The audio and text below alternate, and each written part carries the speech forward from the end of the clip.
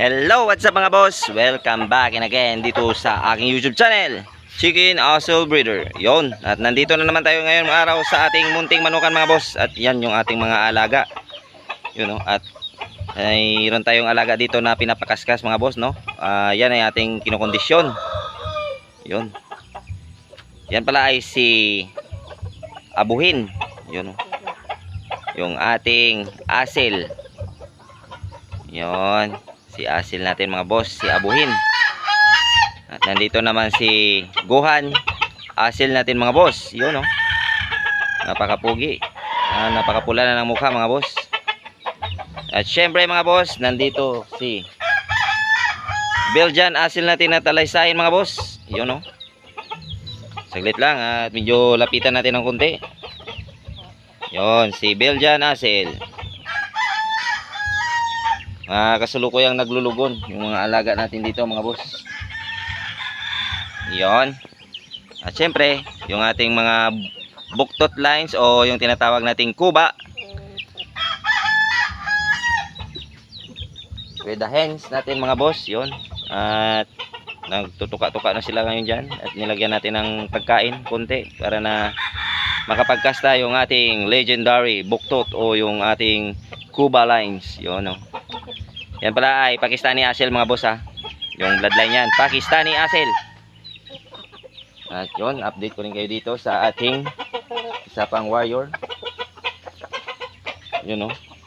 Itong bloodline nito mga boss ay Shamu asil mga boss. At ang napakataas niya mga boss. At ito naman ay hindi pa natin nasusubukan kung matibay nga talaga siya. Pero na-spar na natin siya mga boss. At first time niya palang na-spar. 30 minutes lang muna mga boss. So, maganda rin yung performance, pero gusto ko pa nung sa second na spar niya ay mag-isang oras ako para na makita natin yung tibay at tatag na hinahanap natin, no, sa standard na hinahanap natin sa isang warrior, kung makakapasa ba siya o hindi. Yon. At nandito naman yung ating isang buktot o kuba line na na-produce ng ating Pakistani na winner. At ito nga siya, oh. Buktot din yan siya mga boss, o tinatawag na kuba. At nagpapainit pa nga siya. Medyo naglulugo na siya, kaya hindi na natin muna siya pwedeng maispar o mailaban. Kaya yan, medyo ano lang siya muna dyan, papugi lang dito siya sa ating munting manukan, o papurma-purma lang siya dito. Antayin na lang muna natin siya na pwede natin siyang magamit o mailaban ulit. Yun, oh, nakatindig nyo, ang ganda. At yun ang napakataas nating Shamu asil mga boss.